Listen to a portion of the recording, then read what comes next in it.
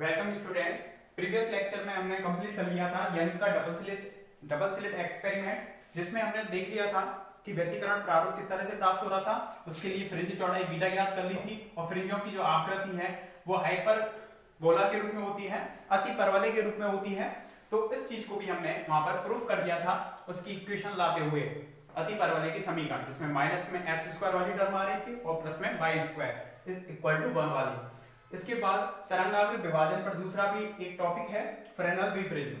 तरंगाग्र विभाजन के आधार पर दो टॉपिक थे, यंग का द्विस्लिट प्रयोग और दूसरा है फ्रेनेल बाइप्रिज्म। द्विप्रिज्म से मतलब क्या होता है कि यदि दो प्रिज्म है उनको एक जिनका जो आधार है, जैसे कि एक प्रिज्म ये रहा और दूसरा प्रिज्म ये रहा, इसका ये वाला आधार है, इन आधारों को आपस में जोड़ दिया। आधार से मतलब क्या होता है, जब भी आप प्रिज्म को देखोगे तो प्रिज्म का एक वाला जो सिरा है वो खरखरा होता है और सभी पृष्ठ हैं इसके ये वाला आगे पीछे वाले सभी कैसे होंगे, प्लेन होंगे। जबकि जो खरखरा वाला है रफ होता है, थोड़ा खुरदरा होता है, उनको आपस में जोड़ दिया तो इससे बनने वाली जो आकृति है वो क्या कहलाएगी, द्विप्रिज्म कहलाएगी। प्रिज्म देखा होगा आपने, नहीं देखा है तो दिखा देंगे कॉलेज में आपको, ठीक है। तो देखो उसमें किस तरह से प्रिज्म है,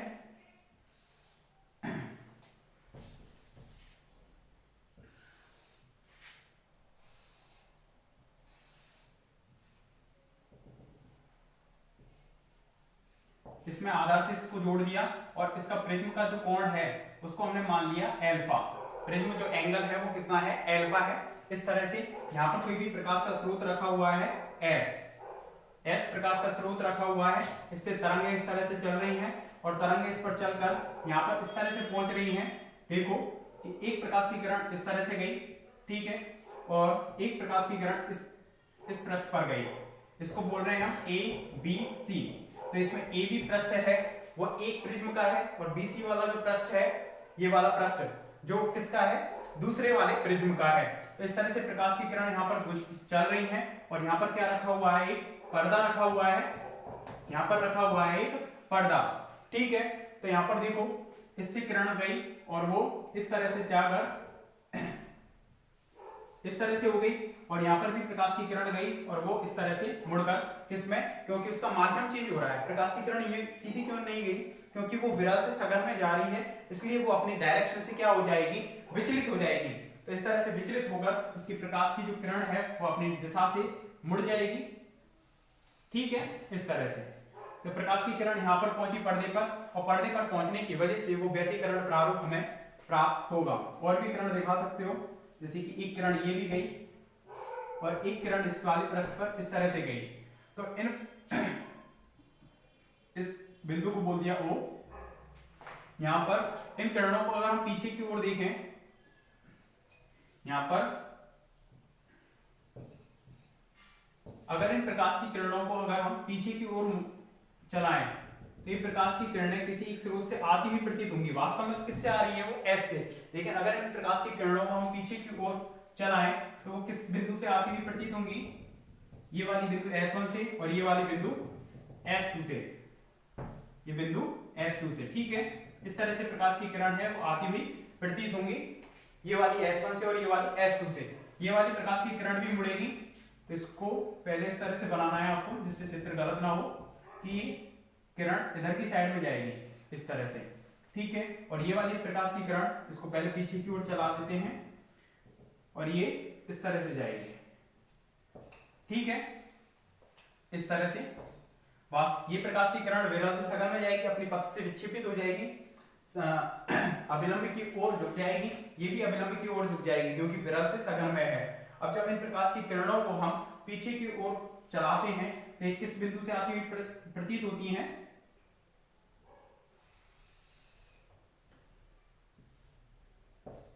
ये किस बिंदु से आती हुई प्रतीत होती हैं, स्रोत S1 और S2 से।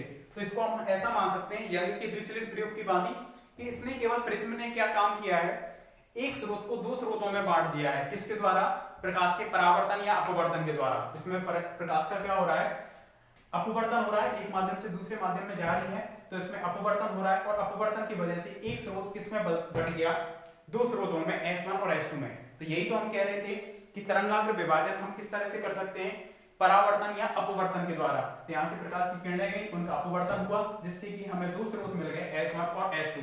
तो जस्ट हम इसको मान सकते हैं यंग के द्विसलिट प्रयोग की तरह। तो इसमें यंग के द्विसलिट प्रयोग के बाद इसको मान सकते हैं, आगे देखेंगे, जिसमें इनके मध्य की दूरी हम मान सकते हैं d/2 और यहाँ पर d/2। ये एक तरह से रेखा छिद्र का काम कर रहा है, और रेखा छिद्र से जो पर्दे के बीच की दूरी थी वो कितनी थी, अरे कितनी थी, कैपिटल डी। रेखा छिद्र से पर्दे के बीच की दूरी कितनी मान रहे थे, कैपिटल डी, जिसमें यहां से स्रोत से और प्रिज्म तक की जो दूरी होती है, वो स्मॉल a होती है, और यहां से यहां तक की जो दूरी होती है वो स्मॉल b होती है। तो d इक्वल टू कितना हो जाएगा, a प्लस के b। इस चित्र को बनाओ, सही से बनाना लेकिन। और जहां अल्फा जो है वो क्या कहलाता है, प्रिज्म कोण। जहां अल्फा क्या है, प्रिज्म कोण।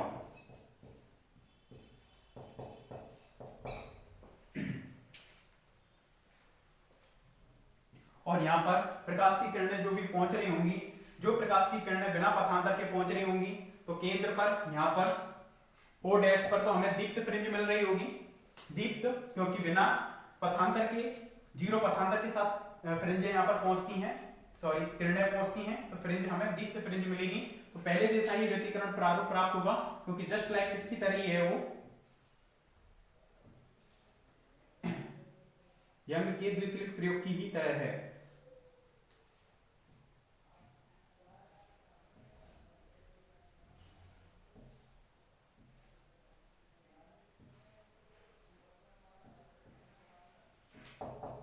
इस तरह से वो बनाना।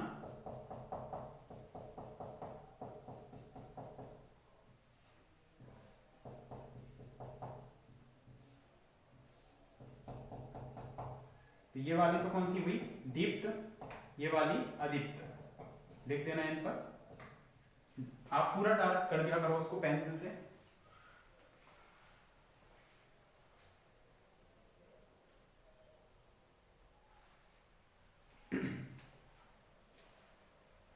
तो ये किरण गई, ये अपनी दिशा से कितना विचलित हुई है, उसको बोलते हैं हम विचलन कोण। आगे पढ़ेंगे इसी के बारे में, विचलन कोण के बारे में। और इसमें जो प्रिज्म लिया गया है, वो जो शीशे का बन रहा है, उस शीशे का जो अपवर्तनांक है वो कितना है, म्यू है। कितना है, म्यू। इसको भी लिख देना।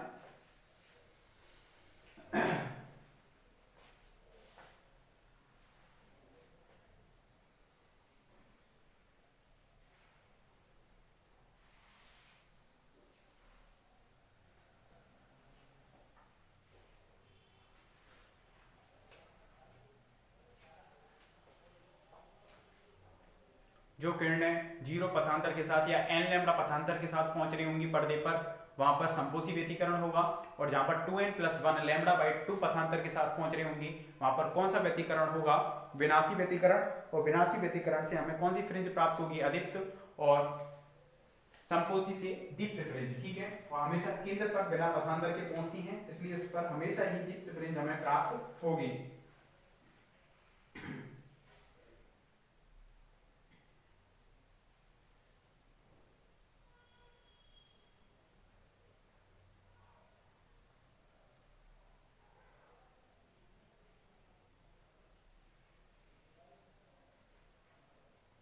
लिखना है इस चित्र को बनाने के बाद, दो प्रिज्मों को यदि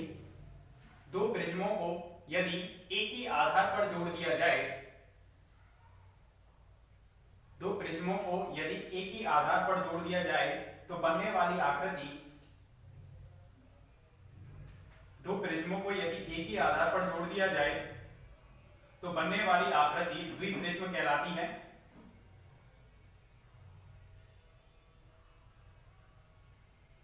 माना कैपिटल S एक वर्णीय प्रकाश स्रोत है, माना कैपिटल S एक वर्णीय प्रकाश स्रोत है। प्रकाश स्रोत S से उत्सर्जित गोलीय तरंगाग्र, प्रकाश स्रोत S से उत्सर्जित गोलीय तरंगाग्र जब द्विप्रिज्म के पृष्ठ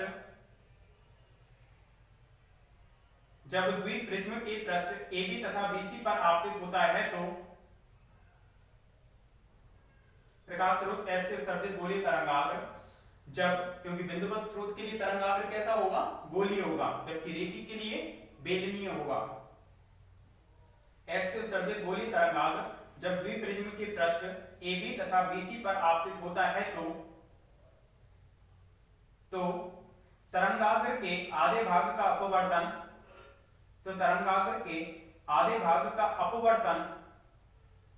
पृष्ठ AB के द्वारा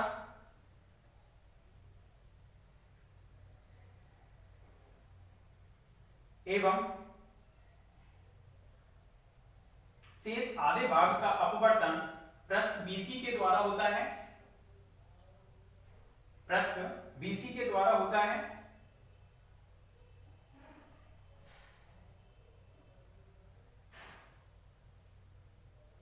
एवं प्रिज्म के दूसरी तरफ व्यतिकरण प्रारूप प्राप्त होता है, एवं प्रिज्म के दूसरी तरफ व्यतिकरण प्रारूप प्राप्त होता है।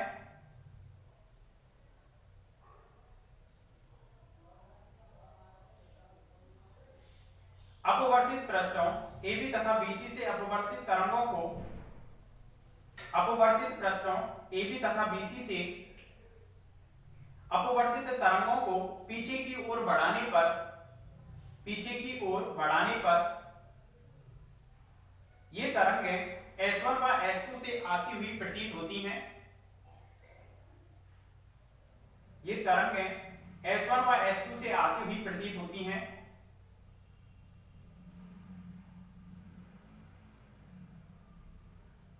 अर्थात फ्रेनेल द्विप्रिज्म के द्वारा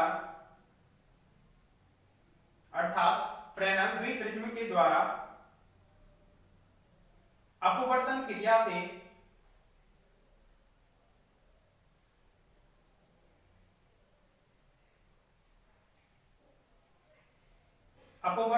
से दो कला संबद्ध स्रोत प्राप्त किए जा सकते हैं। अपवर्तन के द्वारा प्राप्त किया है, दो कला संबद्ध स्रोत प्राप्त किए जा सकते हैं। इसमें फर्स्ट हेडिंग डाल देना फ्रेनेल द्विप्रिज्म में। फ्रेनेल द्विप्रिज्म की सहायता से, फर्स्ट हेडिंग कर दो, फ्रेनेल द्विप्रिज्म की सहायता से प्रकाश की तरंगदैर्ध्य ज्ञात करना। फ्रेनेल द्विप्रिज्म की सहायता से प्रकाश की तरंगदैर्ध्य ज्ञात करना।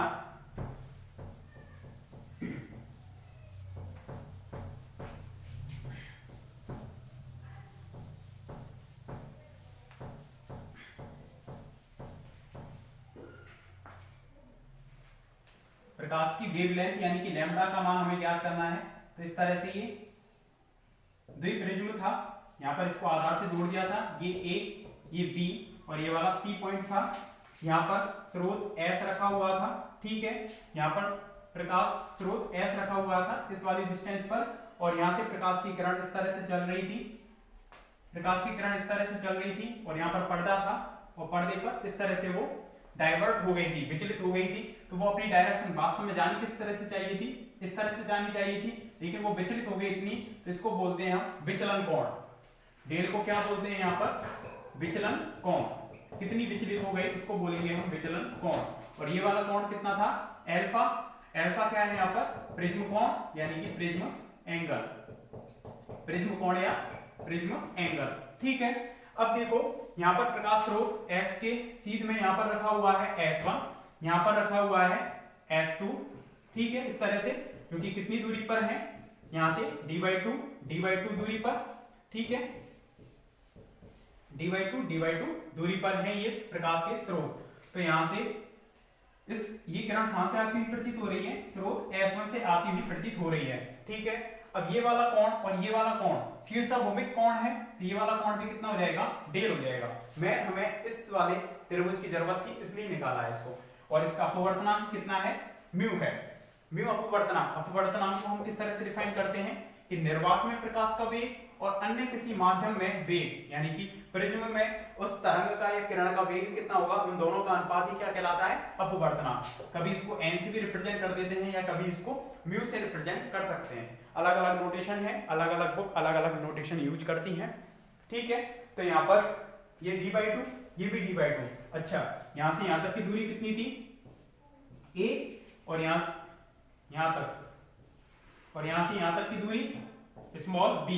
तो रेखा छिद्र से और यहां तक की दूरी, रेखा छिद्र से यहाँ तक की जो दूरी थी वो कितनी है हमारे पास, ये वाली, वो है कैपिटल डी। देखा चित्र से पर्दे के बीच की दूरी, ये पर्दा है और उस पर हमें व्यतिकरण प्रारूप मिल रहा होगा।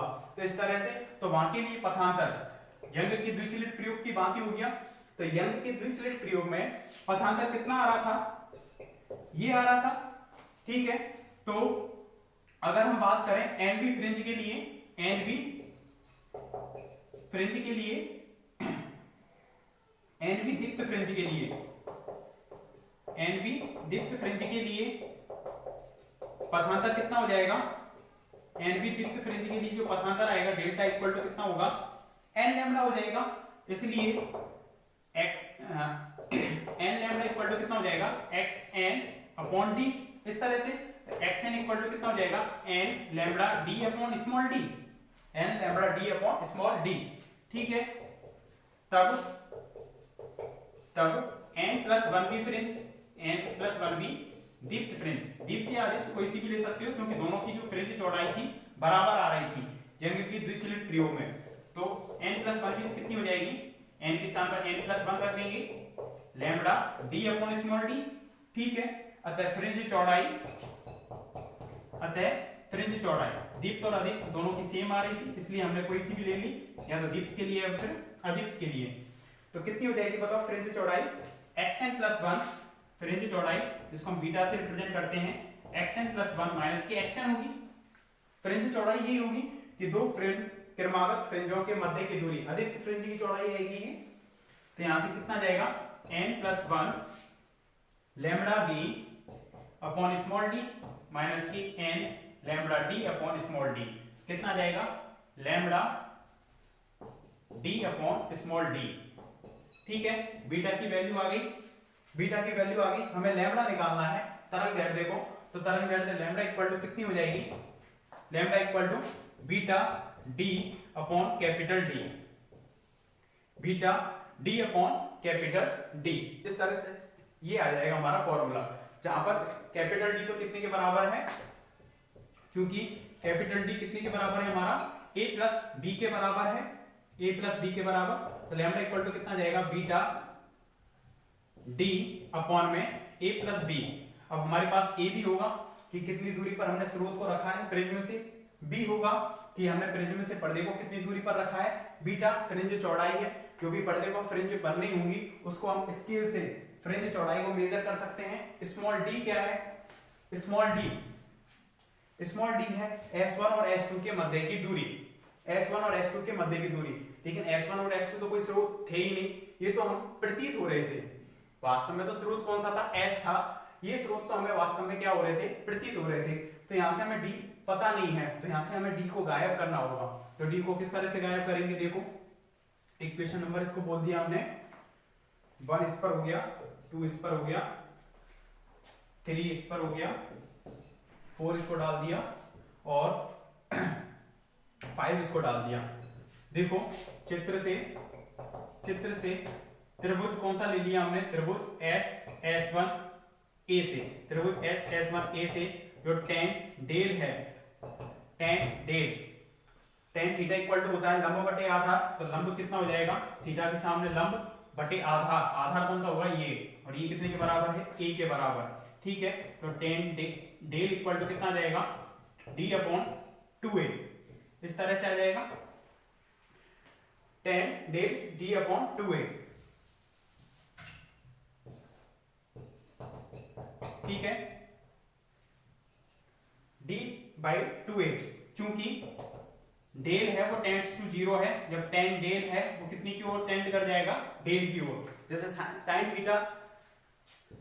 थीटा थीटा के बराबर होता है कब, जब थीटा टेंड्स टू 0 हो, और tan थीटा भी इक्वल टू थीटा के बराबर होता है जब थीटा टेंड्स टू 0 हो, और थीटा टेंड्स टू 0 होने पर cos थीटा वो कितने के बराबर होता है, 1 के बराबर। कितने के बराबर, 1 के बराबर, क्योंकि थीटा टेंड्स टू 0 पर cos 0 1 हो जाता है, और इसमें tan थीटा जब भी आप 0 के आसपास की वैल्यू डालते हो, जैसे sin 0 की वैल्यू 0, tan 0 की वैल्यू 0, तो 0 के आसपास की अगर आप वैल्यू डाल रहे हो, ये 0.0001, तो वही वैल्यू उसका आंसर होगी, मतलब साइन का इफेक्ट नहीं पड़ेगा, साइन को हटा दो वही वैल्यू आ जाएगी। कब, जब थीटा की वैल्यू 0 के आसपास की है उस स्थिति में। ठीक है, पढ़ते हो आप इसको मैथमेटिक्स में पूरा कि थीटा अगर टेंड कर रहा है 0 की हो तो उस स्थिति में जो वैल्यू होगी वही उसका आंसर हो जाएगी, मतलब साइन का कोई इफेक्ट नहीं पड़ेगा और टेन का कोई इफेक्ट नहीं पड़ेगा। लेकिन अगर थीटा की वैल्यू 0 के आसपास है और उसका कॉस ले रहे हो तो सभी की वैल्यू कितनी आएगी 1, क्योंकि कॉस 0 कितना होता है 1। तो लिखें इसमें, पहले चित्र को बनाओ, चित्र को बना लो पहले।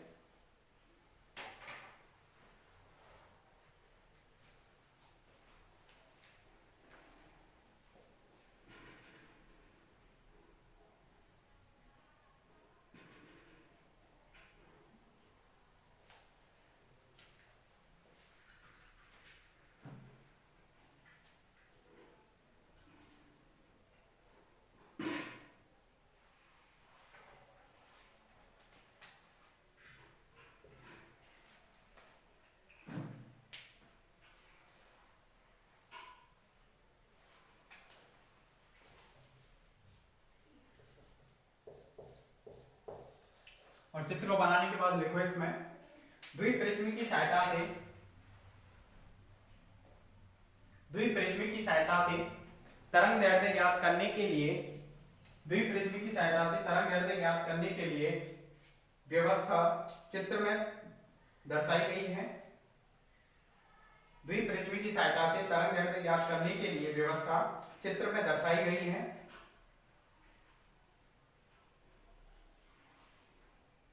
यदि प्रिज्म कोण अल्फा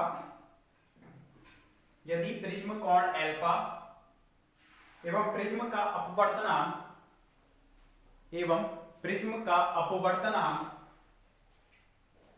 म्यू है एवं विचलन कोण डेल है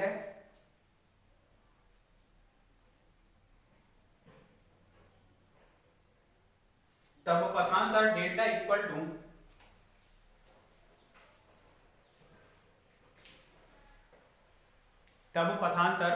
delta equal to small x d upon capital D, small d upon capital D। Small x क्या था, जैसे पर्दे पर हम यहां से o डैश से कोई पॉइंट ले रहे थे, यहां पर ले लिया, जैसे हमने कोई भी पॉइंट P ले लिया, उस P की दूरी थी x, इसको भी रिप्रेजेंट कर देना, o डैश है ये x, ये वाली डिस्टेंस थी x वहां पर। ठीक है, जस्ट बिल्कुल बिहेव कर रहा है ये यंग के डबल स्लिट एक्सपेरिमेंट की तरह। और इसके बाद देखना, चूंकि एनवी दीप्त फ्रिंज के लिए पथांतर delta equal to n lambda, और पूरा लिख दो इसको, समीकरण 1 2 3 और 4 5 इस तरह से पूरा कंप्लीट कर दो।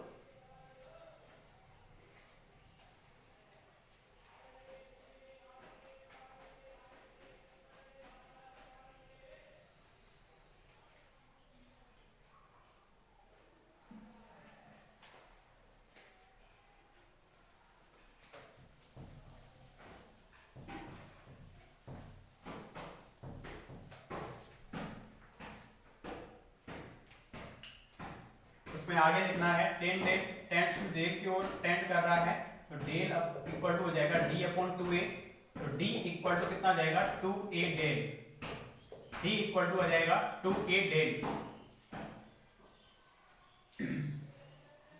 चूंकि जो डेल है प्रिज्म के लिए जो डेल होता है, डेल का रिलेशन एल्फा से होता है, एल्फा म्यू माइनस 1, यानी कि जब प्रिज्म को बनाया जाता है तब उसका फिक्स रखा जाता है एल्फा को, प्रिज्म एंगल जो हमें पता होता है कि कितना होगा, वो म्यू अपवर्तनांक उसका फिक्स होगा, तो उस आधार पर वो कितनी रे को विचलित करेगी वो हम निकाल सकते हैं किस फॉर्मूले से, del equal to alpha mu minus 1। ठीक है, समीकरण 5 आ गए, इसको 6 बोल दिया और इसको 7 बोल दिया, तो समीकरण 6 में 7 से मान रखने पर तो ये कितना आ जाएगा हमारे पास, क्योंकि यहां से हमें लैम्बडा को निकालने के लिए सभी वैल्यू पता है, बस d नहीं पता है, तो d कितने के बराबर है 2a डेल, फिर दिक्कत हो गई कि डेल नहीं पता हमें विचलन कोण को हमें गायब करना होगा अल्फा और म्यू, जो हमें पता होगा क्योंकि हमने जो प्रिज्म दिया होगा उसके लिए अल्फा फिक्स होगा और उसका अपवर्तनांक भी फिक्स होगा, वो वैल्यू हमें गिवन होंगी। ठीक है, विचलन कोण गिवन नहीं होगा, वो निकालना होगा इस फॉर्मूले से। तो कितना हो जाएगा हमारे पास d equal to 2a, del की वैल्यू डाल दी हमने अल्फा म्यू माइनस की 1, ये हो जाएगा।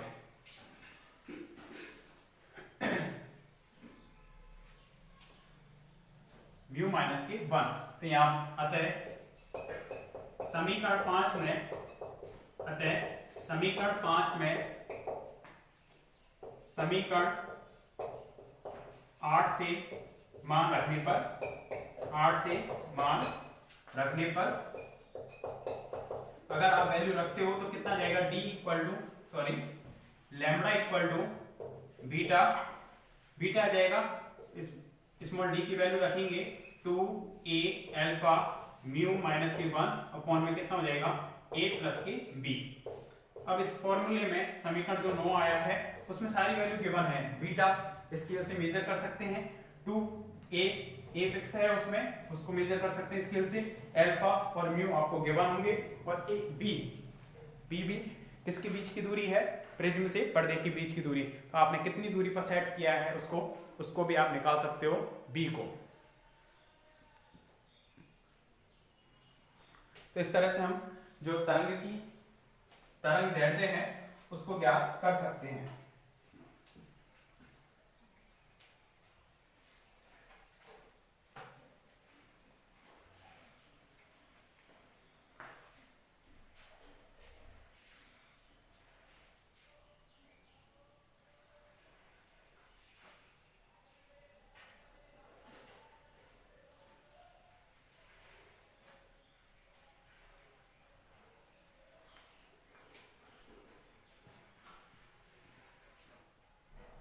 लिखना, अतः समीकरण 9 की सहायता से प्रकाश की तरंग दैर्ध्य को ज्ञात किया जा सकता है। अतः समीकरण 9 की सहायता से प्रकाश की तरंग दैर्ध्य को ज्ञात किया जा सकता है।